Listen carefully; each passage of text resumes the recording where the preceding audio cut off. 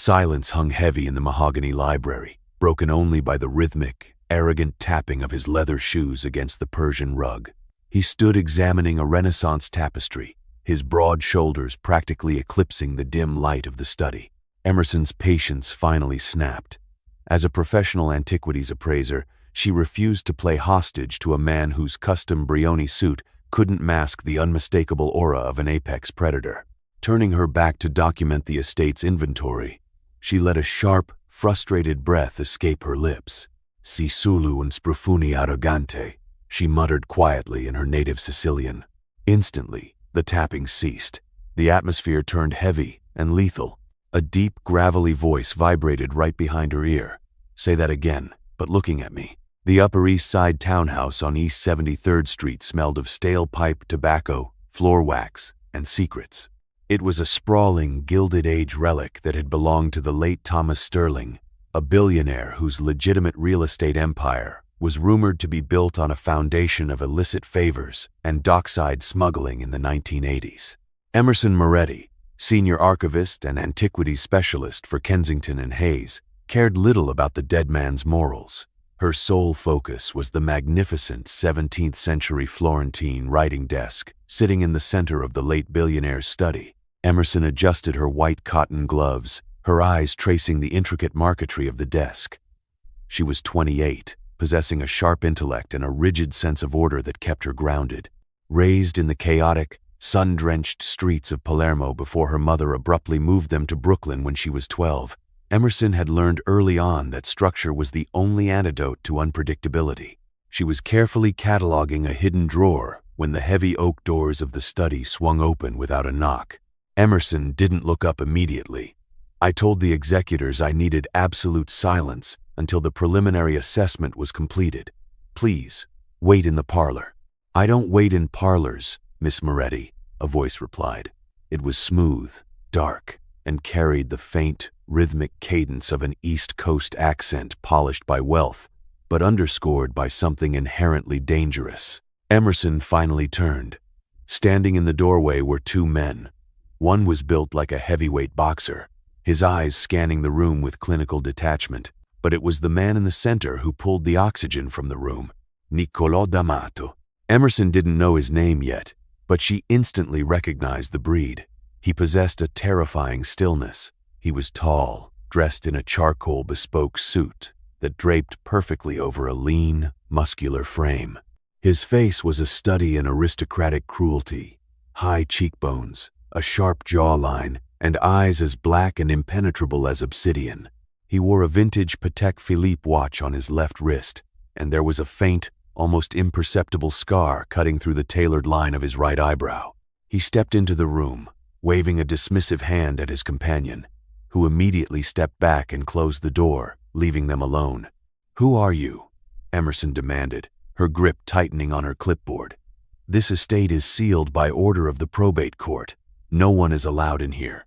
"The probate court and I have a mutual understanding," Niccolò said, walking slowly toward her. His gaze didn't linger on the priceless art on the walls. It locked onto the Florentine desk, and then, slowly, shifted to Emerson. "You're packing up the desk." "Don't." Emerson bristled. She hated entitlement, especially from men who thought the rules of the world bent to their bank accounts. "I am evaluating it. It is slated for auction at Sotheby's next month. Now, I will ask you one last time to leave before I call the authorities." Niccolò let out a low, humorless chuckle. "The authorities work for the city.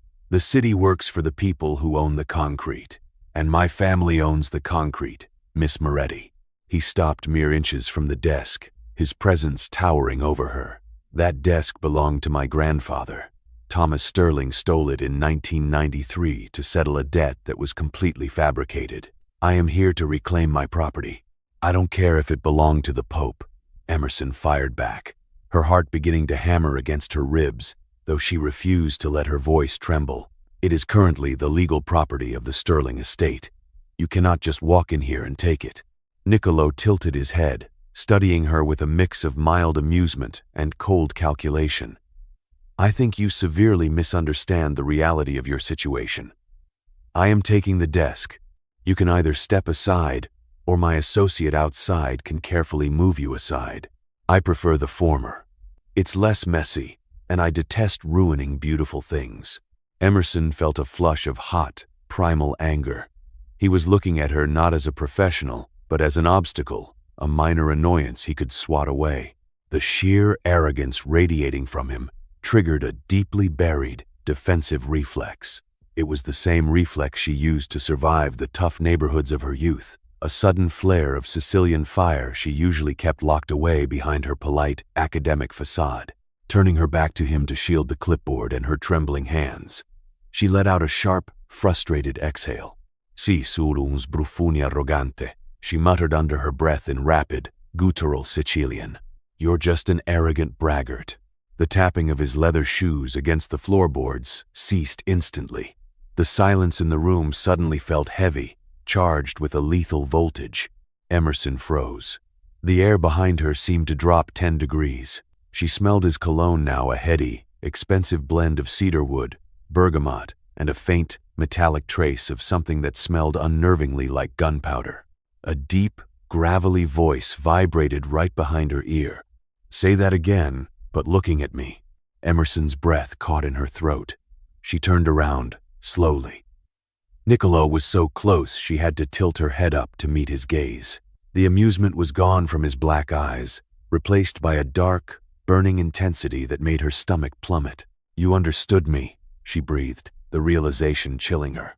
"My family originates from Castellammare del Golfo," Niccolo said softly, his voice a dangerous purr. He leaned in, his gaze dropping momentarily to her lips before meeting her eyes again. "And I haven't been called an arrogant braggart to my face since I was 18. Usually, people are too busy begging for their lives."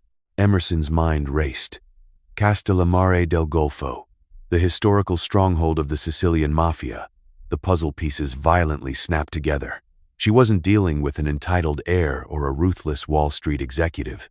She was standing toe-to-toe with Niccolo D'Amato, the current undisputed head of the D'Amato Syndicate, a family that controlled everything from the shipping ports in New Jersey to a massive swath of commercial real estate in Manhattan. "I apologize," Emerson said, forcing her voice to remain steady, though her knuckles were white around her clipboard. "It was unprofessional. However, my stance on the desk remains unchanged."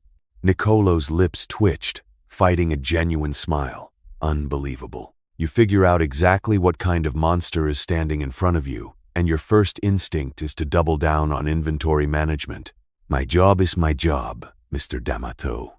"Niccolo," he corrected, taking a slow step back, giving her room to breathe. "And your job is about to change." He gestured toward the Florentine desk. "I don't actually care about the wood, the marquetry, or the fact that it was crafted in 1640. I care about what is inside the false bottom of the central drawer. A ledger." Emerson frowned, her appraiser's instincts briefly overriding her fear. "I've measured the interior dimensions against the exterior displacement.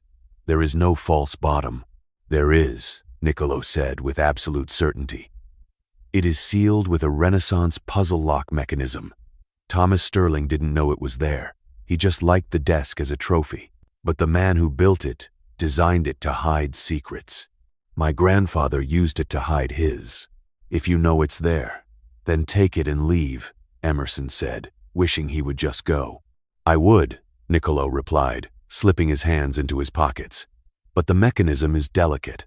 It requires pressure applied to specific, hidden rosettes in a sequence that has been lost.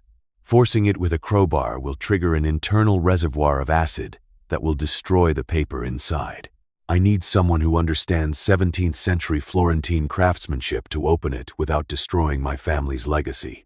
He looked at her pointedly. Emerson shook her head, backing up a step. "No, absolutely not. I am not getting involved in whatever illicit business you are running." Niccolo sighed, a sound of profound patience. "Emerson, may I call you Emerson? Your name tag is quite helpful. You are already involved. You cursed at a mafia boss in his ancestral tongue. In my world, that usually requires a severe penalty." He took a step toward her, his voice dropping an octave. "But I find your lack of self-preservation fascinating. So, here is the deal. You are going to pack up this desk." My men will transport it to my estate. You will come with us, open the compartment, hand me the ledger, and I will pay Kensington and Hayes triple your usual appraisal fee, plus a very generous, untraceable bonus directly to you. And if I refuse, then I take the desk anyway, Nicolas said, his eyes hardening into flint. And I leave you here with a ruined career, a missing multi-million-dollar antique on your watch, and the distinct, lingering paranoia that my shadow will be following you for the rest of your life. Do we have an understanding? It wasn't a question. It was a steel trap snapping shut. Emerson looked at the antique desk, then at the ruthless man blocking the exit. She had fought her whole life to build a respectable, safe existence. Now, with one muttered curse, she had invited the devil right into her sanctuary. I will need my specialized tools, Emerson said, her voice entirely devoid of emotion. Nicolo's grin returned, sharp and victorious. Dante will escort you to your office to fetch them. Do not try to run, Emerson. The city is very small when I am looking for someone.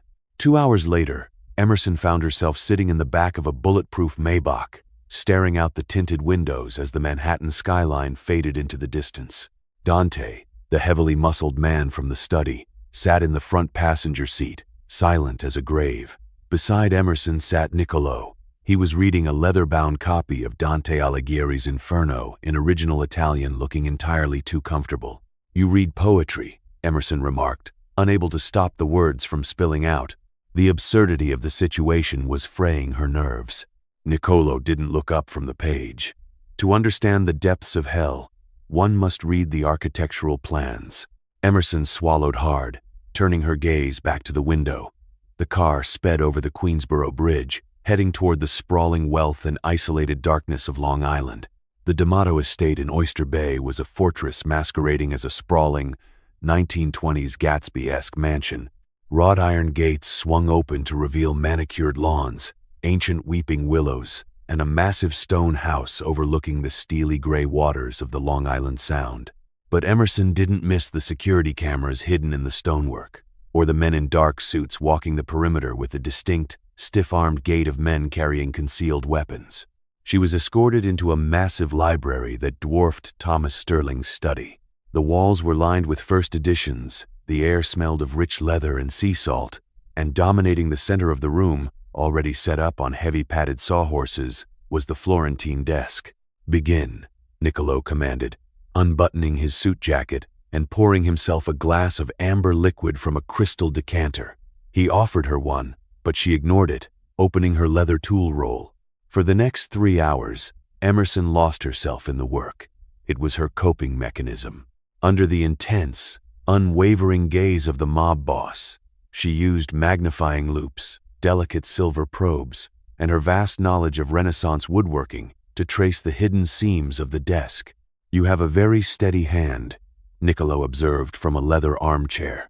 He had shed his jacket and tie, his white dress shirt unbuttoned at the collar, revealing the faint edge of a dark tattoo on his collarbone. Most people shake when I'm in the room. I am focusing on the grain of the olive wood, Emerson replied dryly, not looking up. I find it much more interesting than you. Niccolo let out a genuine laugh. It was a rich, warm sound that startled her. Careful, Emerson. You might wound my fragile ego. I doubt anything about you is fragile, she muttered, pressing a specialized caliper into a tiny rosette carved into the trim. She heard a satisfying click. Got the first one. Niccolo stood up and walked over, leaning in close. The heat radiating from him was palpable. How many more? 3.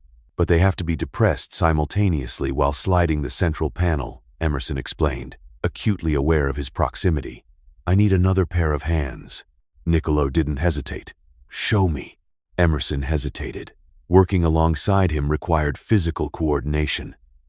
Place your left thumb on the carved lion's eye here. Your right index finger on the grape cluster on the right panel. Niccolo reached out. His hands were large, calloused, but incredibly precise. As he placed his fingers where she instructed, his forearm brushed against hers. A jolt of electricity, sharp and unbidden, shot up Emerson's arm.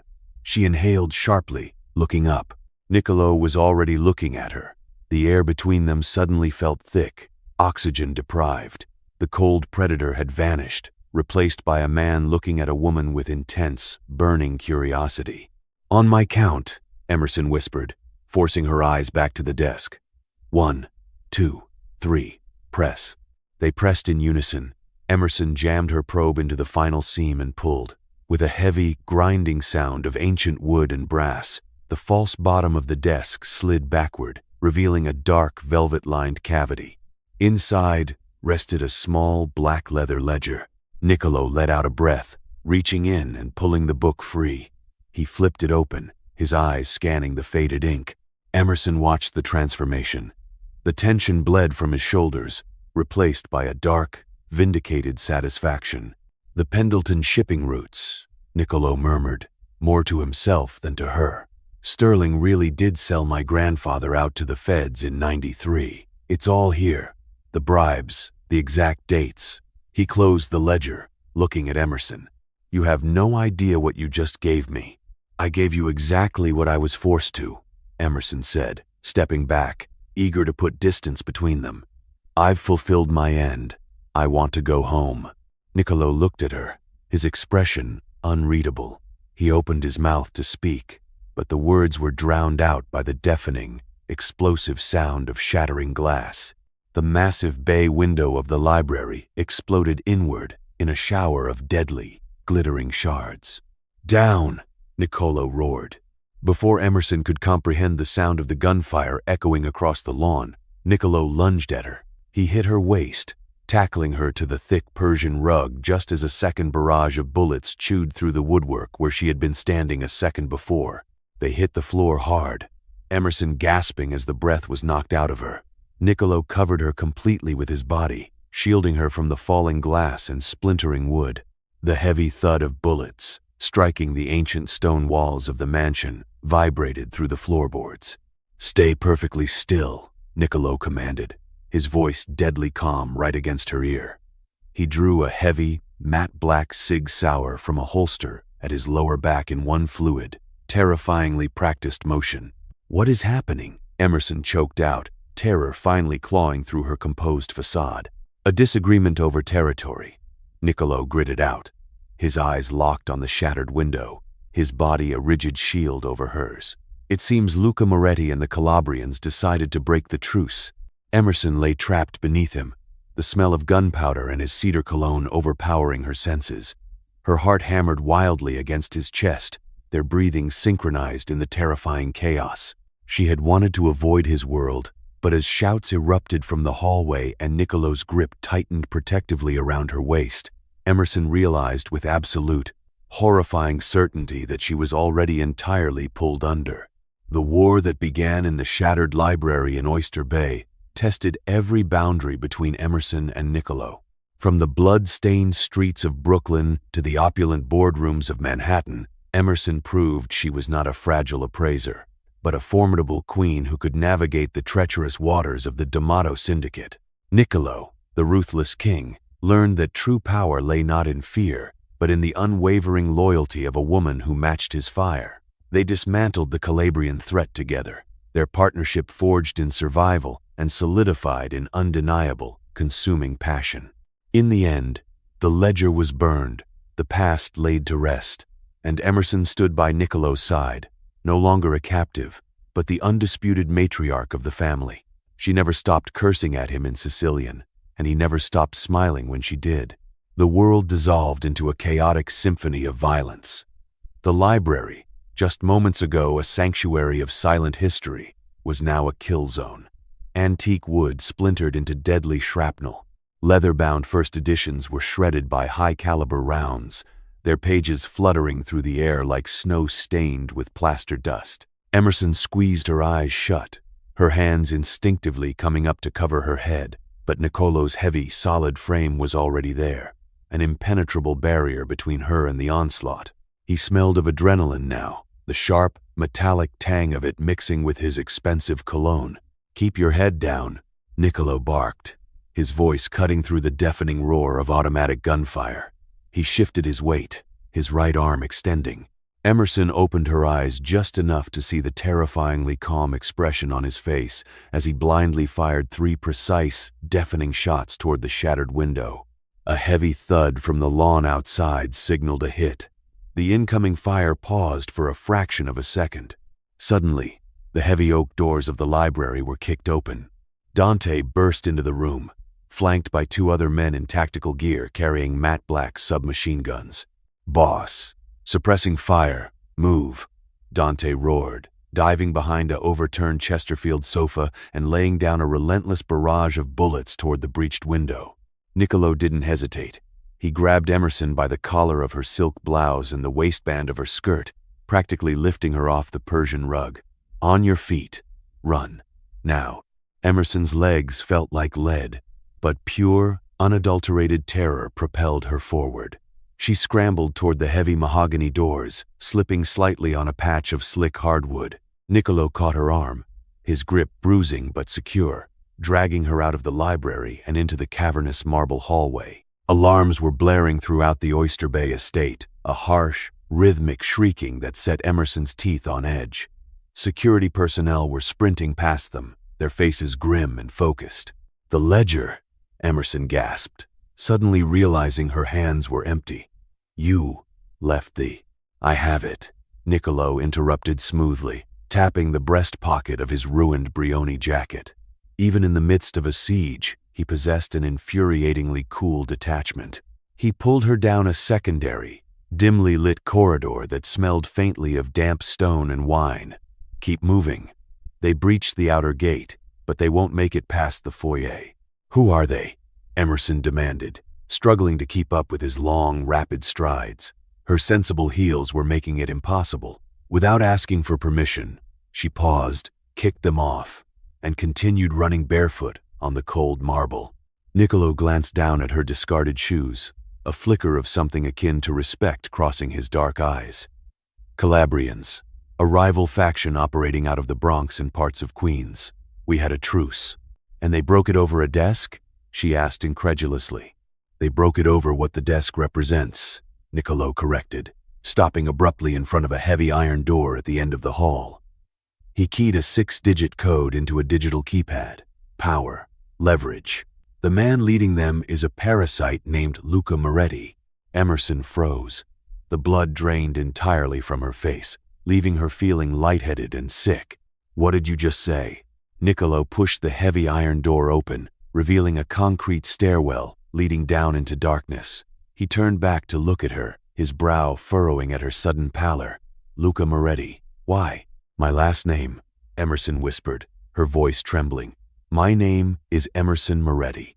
Niccolo's eyes darkened, the obsidian irises contracting. The air between them turned electric, laced with a sudden, suffocating suspicion. He took a slow step back toward her, the muzzle of his Sig Sauer lowering marginally, but his entire body going rigid. "Is this a coincidence, Emerson?" he asked softly. It was the same dangerous, gravelly tone he had used in Thomas Sterling's townhouse, the one that promised absolute ruin. "Yes, of course it is," she stammered, backing away until her shoulders hit the cold stone wall. "Moretti is a common name in Sicily. My mother and I left Palermo when I was 12. My father was a fisherman. He died of liver failure." Niccolo stared at her, dissecting her panic, searching for the lie. He stepped into her personal space, his imposing frame trapping her against the wall. He reached out, his callous thumb roughly tilting her chin up, so she was forced to look him in the eye. "Luca Moretti had a brother in Palermo," Niccolo said, his voice a low, lethal murmur. "A brother who drank himself into an early grave, leaving behind a wife and a sharp-tongued daughter who vanished to America." Emerson's breath hitched. No, that's impossible. My mother. She cleaned houses in Brooklyn. We had nothing to do with this world." "Your mother hid you," Niccolo corrected, his thumb dropping from her chin, though his gaze remained locked on hers. "And somehow, by an act of spectacular, twisted fate, you ended up in my library, holding the one piece of leverage that could dismantle my family, just as your uncle launches an assault on my home." Before Emerson could process the horrifying revelation of her own bloodline, Dante's voice echoed down the corridor. "Niccolo, they've breached the east wing.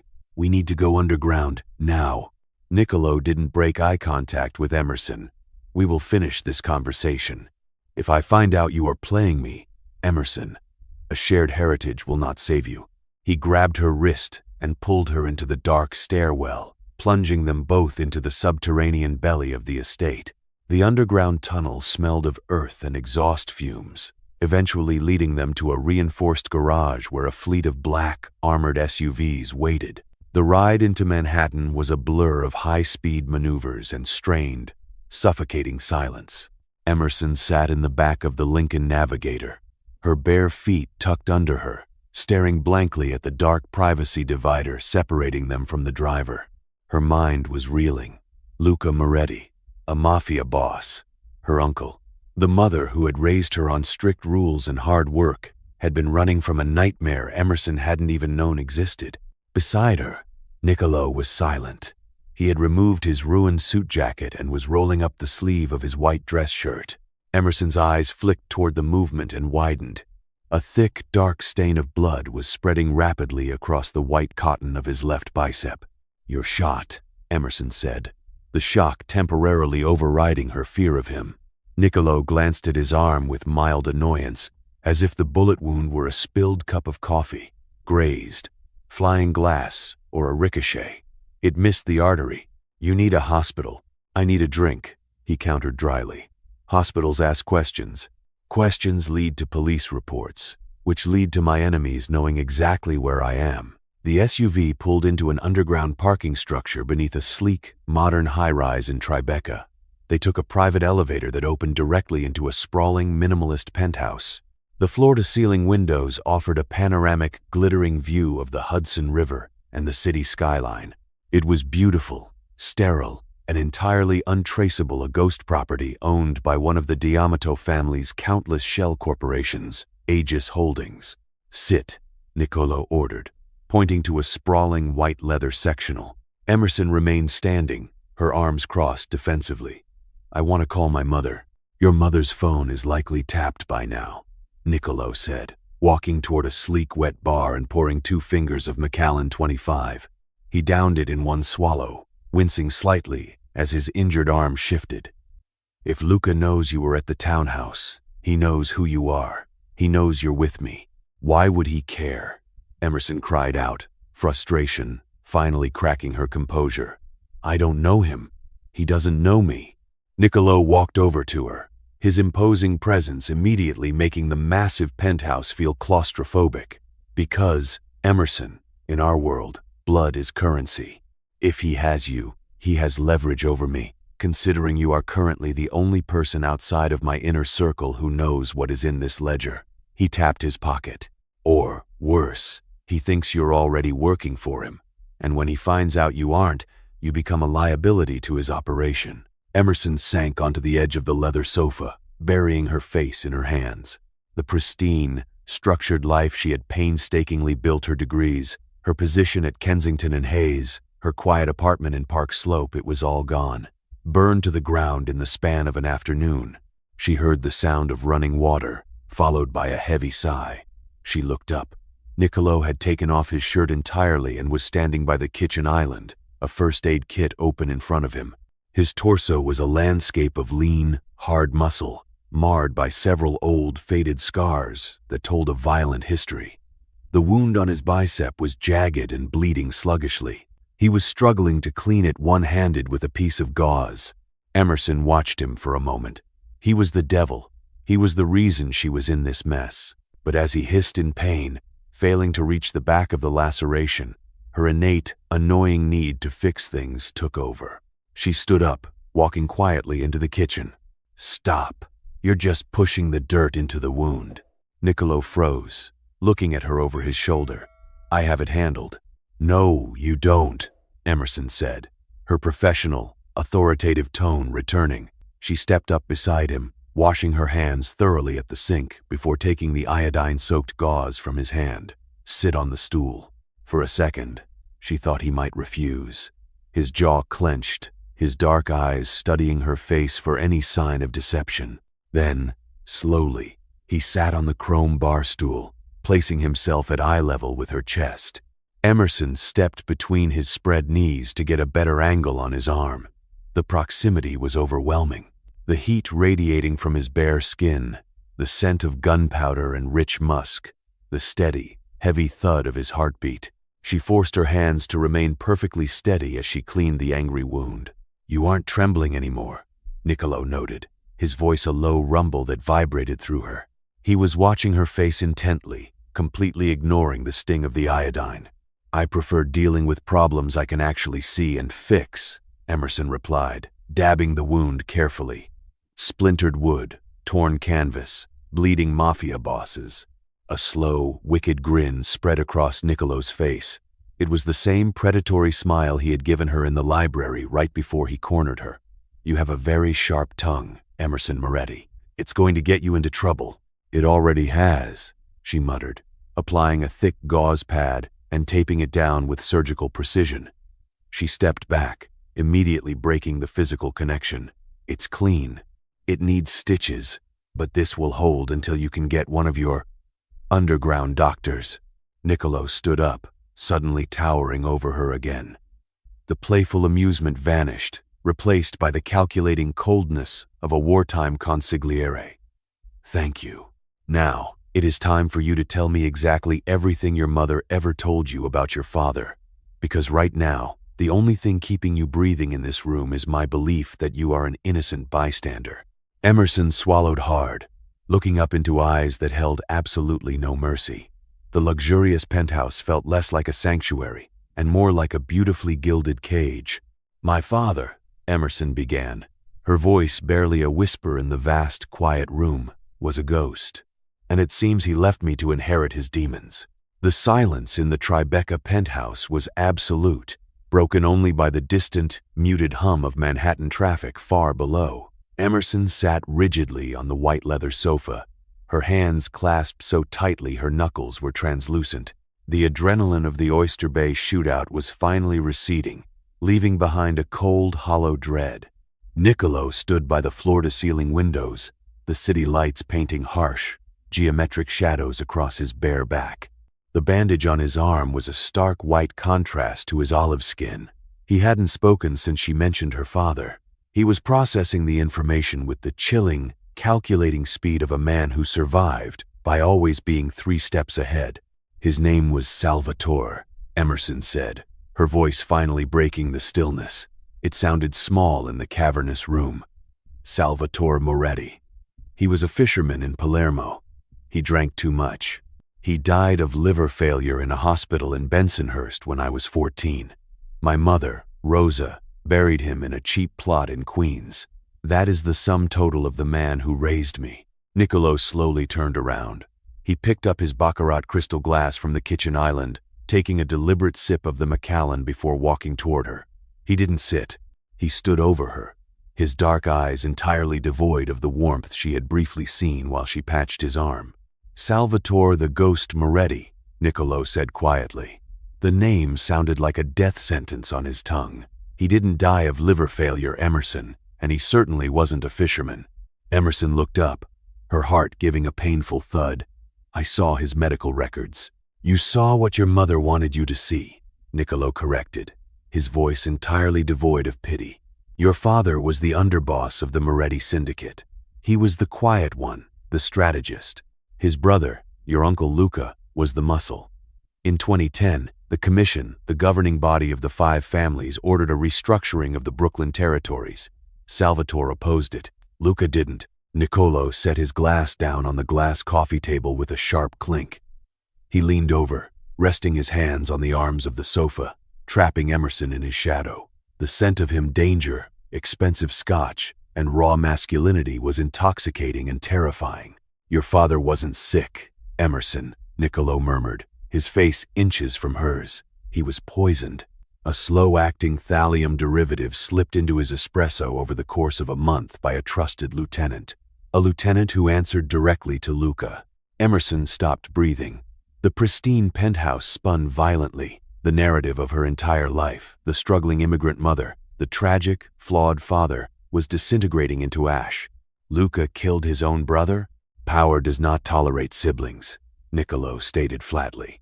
When Salvatore died, your mother knew she was next, and you, along with her.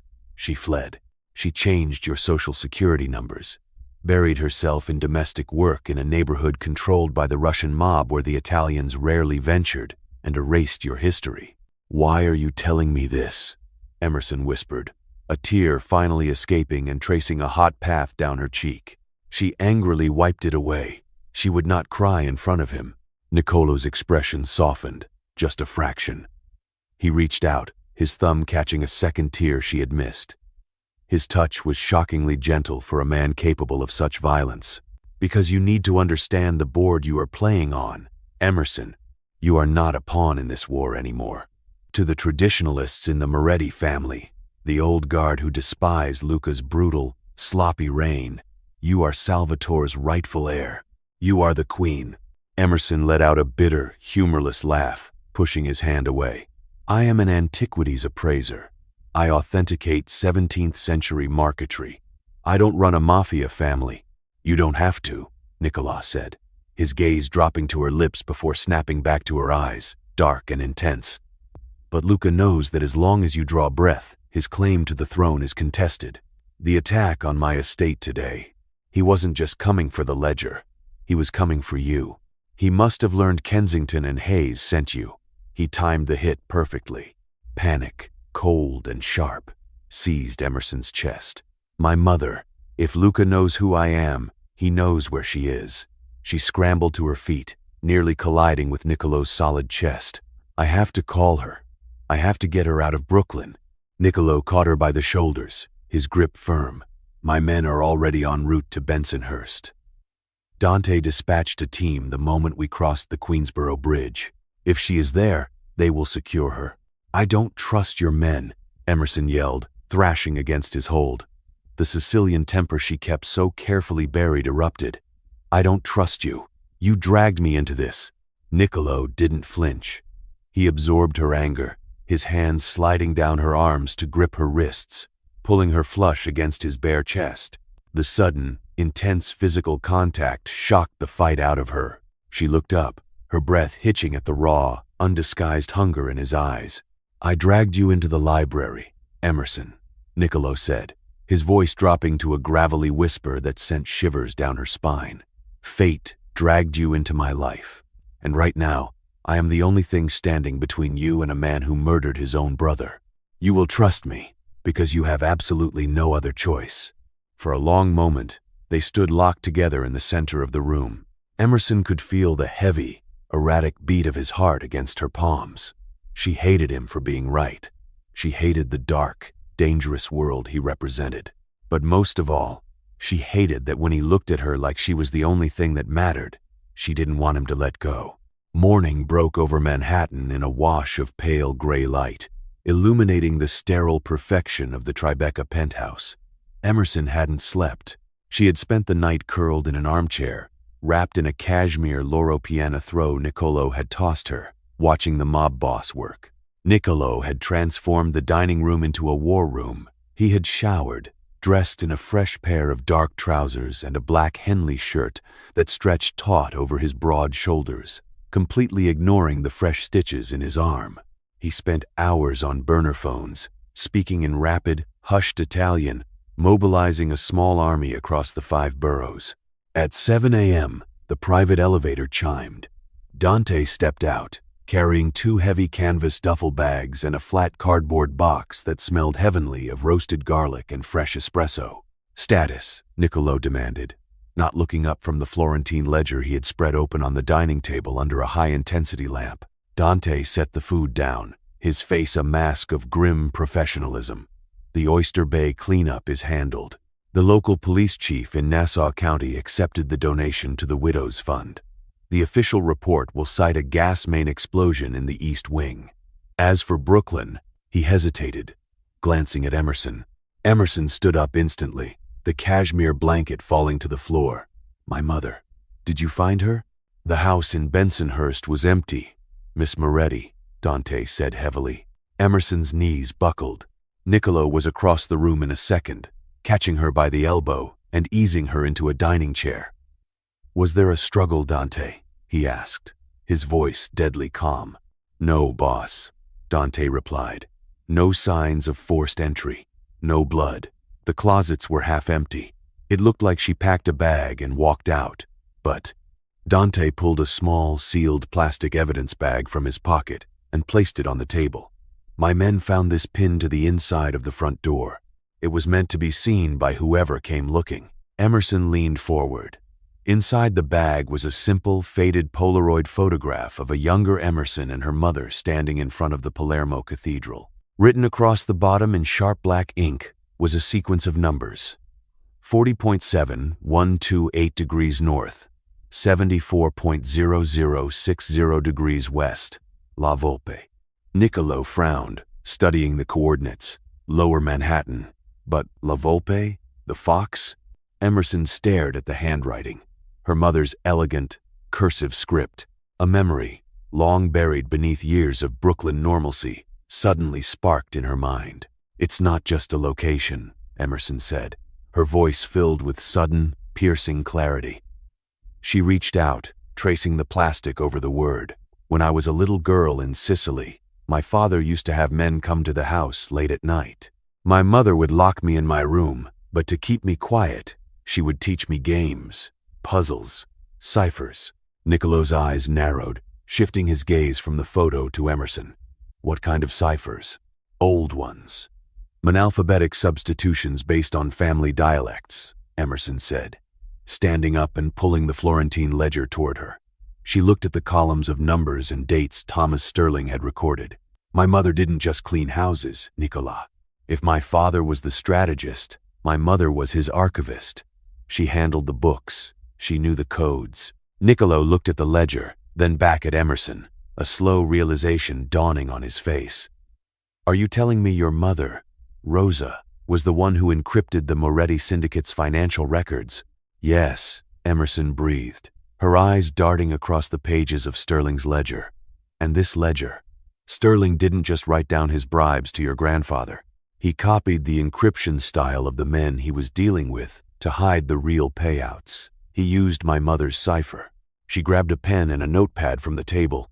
For 10 minutes, the room was dead silent, save for the furious scratching of her pen. Niccolo and Dante watched in stunned silence as the quiet antiquities appraiser systematically dismantled a 20-year-old financial code that had baffled forensic accountants. "Here," Emerson said finally, tapping the paper. "Sterling wasn't just paying your grandfather to look the other way on the docks. Luca Moretti was skimming from the shipments before they even reached D'Amato territory. Luca was stealing from the Greco family, the Genovese, everyone, and Sterling had the proof.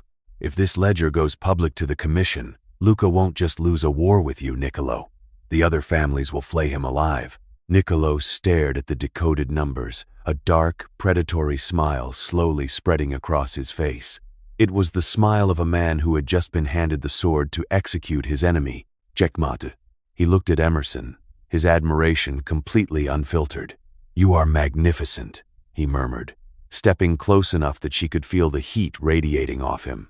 "You just handed me the city." Emerson didn't back away this time. She held his gaze, her chin tilted up defiantly. "I didn't do it for you.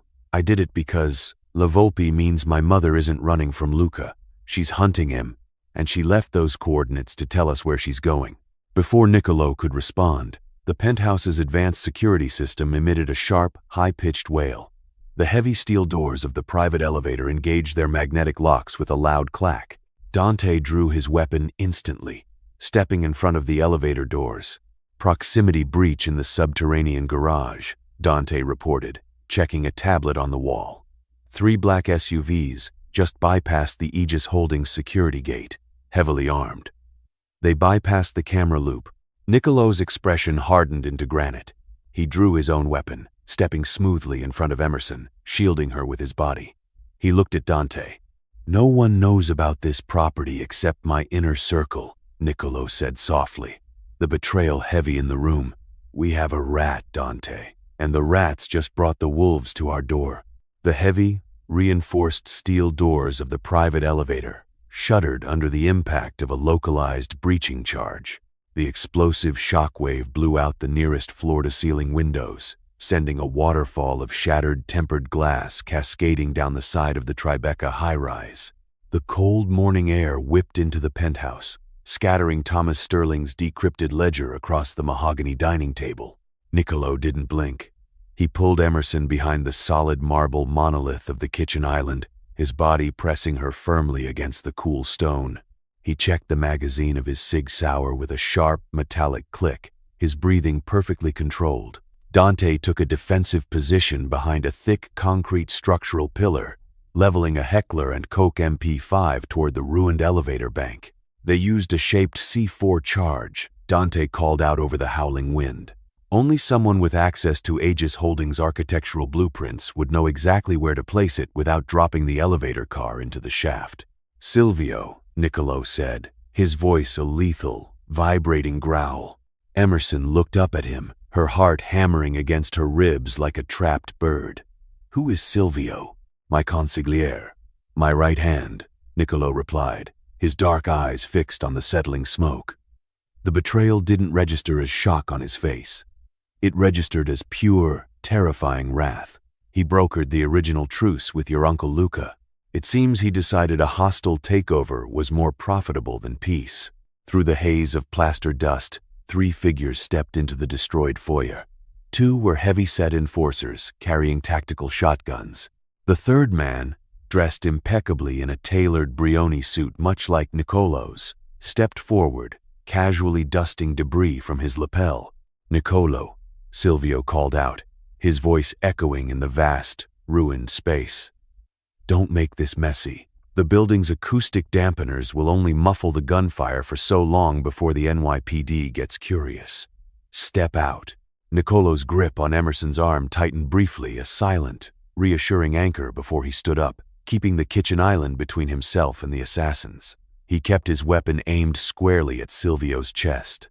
"Silvio," Niccolo said, his tone deceptively conversational. "I always knew your ambition outweighed your loyalty, but I didn't think you were stupid enough to align with Luca Moretti. He's a butcher. He will gut you the second he has the D'Amato ports." Silvio chuckled, a dry, humorless sound. "Luca is a blunt instrument, yes, but he offered me a 60-40 split on the New Jersey shipping lanes. You were keeping me at 20. It's strictly economics, old friend. Hand over the girl and the ledger. You can walk away. Retire to the villa in Tuscany." Emerson's breath hitched. She looked at Niccolo, terrified he might actually consider the offer. But the Mafia boss didn't even glance her way. "The girl is under my protection," Niccolo stated, the gravel in his voice hardening into absolute steel. "And the ledger just proved that your new business partner has been stealing millions from the Genovese and Greco families for 2 decades. When I hand this book to the commission tonight, Luca is a dead man. And you, Silvio, will be the man who backed a traitor." Silvio's arrogant smirk faltered for a fraction of a second. "You're bluffing. The ledger is encrypted." "Not anymore," Emerson suddenly spoke up, stepping out slightly from behind Niccolo's broad shoulder. Her Sicilian blood roared in her ears, drowning out her fear. He used a monalphabetic substitution based on a Palermitano dialect. "I broke it 10 minutes ago. We have every date, every account number, and every stolen dollar documented." Silvio stared at her, his eyes narrowing. "You must be Salvatore's bastard. You have your father's annoying habit of talking too much." He raised his hand, signaling his enforcers. "Kill the boss. Keep the girl alive until we get the book." "Dante." "Now," Niccolo commanded. Chaos erupted. Dante didn't fire at the men. He fired point-blank into the penthouse's central smart home control panel on the wall. The destruction of the mainframe instantly triggered the Aegis Holdings heavy lockdown protocol. Deafening sirens blared. Thick, bulletproof titanium shutters slammed down over the blown-out windows, plunging the penthouse into near-total darkness, illuminated only by the strobing red glare of emergency lights. In the sudden sensory deprivation, Niccolo moved with terrifying speed. He didn't shoot blindly. He relied on the layout he knew intimately. He grabbed Emerson's waist, hauling her toward the concealed door of the pantry. Gunfire chewed through the marble island where they had been standing seconds before. the sound deafening in the sealed room. Through here, Niccolo shoved Emerson into the dark, narrow service corridor behind the pantry. Dante was right behind them, returning suppressive fire to keep Silvio's men pinned down in the foyer. The stairs? Emerson gasped, her bare feet cutting on small fragments of glass. Compromised, Niccolo said, hitting a hidden panel in the wall. A heavy industrial trash chute, wide enough for a person, slid open. We take the express route. Jump. Emerson looked at the dark abyss. You must be out of your mind. Niccolo didn't argue. He wrapped his strong arms around her, pulling her flush against his chest, and leaned backward. They plummeted into the darkness. Emerson screamed, the sound swallowed by the rushing air. The chute was slick, angled just enough to slow their descent, but they were still moving at a terrifying speed. Niccolo held her tight, acting as a human shield against the metal walls. After a dizzying, terrifying drop, they hit a heavily padded industrial laundry bin in the sub-basement with a bone-jarring thud. Dante landed a second later, rolling gracefully out of the bin. Move, Niccolo grunted, climbing out and pulling Emerson with him. His left arm was bleeding profusely again, the white bandage soaked crimson. Silvio will realize we took the chute in 30 seconds. We need a vehicle. They sprinted through the damp, cavernous sub-basement, emerging into an alleyway smelling of rotting garbage and rain. Dante hot-wired an idling delivery van parked near a loading dock. As they sped away into the labyrinth of lower Manhattan, Emerson looked at the GPS coordinates written on the photograph, still clutched in her trembling hand. Foley Square, Emerson breathed, looking at Niccolo. The coordinates point to Foley Square, the courthouse district. Niccolo leaned back against the van's rattling interior, his chest heaving, a dark, blood-stained king in exile. Your mother isn't just hiding, Emerson. She's calling a tribunal. She summoned the commission. The rain began to fall in sheets as the stolen van pulled up to a heavy, unmarked wrought iron gate behind an old municipal building near Foley Square. It was an area saturated with law enforcement judges, prosecutors, the NYPD headquarters just blocks away. It was the absolute last place anyone would expect the heads of the 5 New York Mafia families to convene. The old Tammany Hall tunnels, Niccolo murmured, his eyes scanning the rain-slicked alley. My grandfather used to talk about this place. Neutral ground, no weapons allowed inside. If blood is spilled here, the offending family is wiped out by the other 4. Dante stayed with the van to secure an escape route. Niccolo and Emerson approached the heavy metal door. 2 massive men in trench coats stood guard. They patted Niccolo down, confiscating his Sig Sauer, but paused when they looked at Emerson. She is with me, Niccolo said, his voice leaving no room for argument, and she carries the blood of Salvatore Moretti. The guards exchanged a glance, then silently opened the heavy door. They descended a spiraling, wrought-iron staircase that smelled of damp earth and old cigar smoke. At the bottom, a heavy oak door opened into a massive, subterranean speakeasy that had been preserved since the 1920s. Velvet booths lined the walls, and a grand mahogany table dominated the center of the room. Seated at the table were 3 elderly men, the heads of the Genovese, Greco, and Colombo families.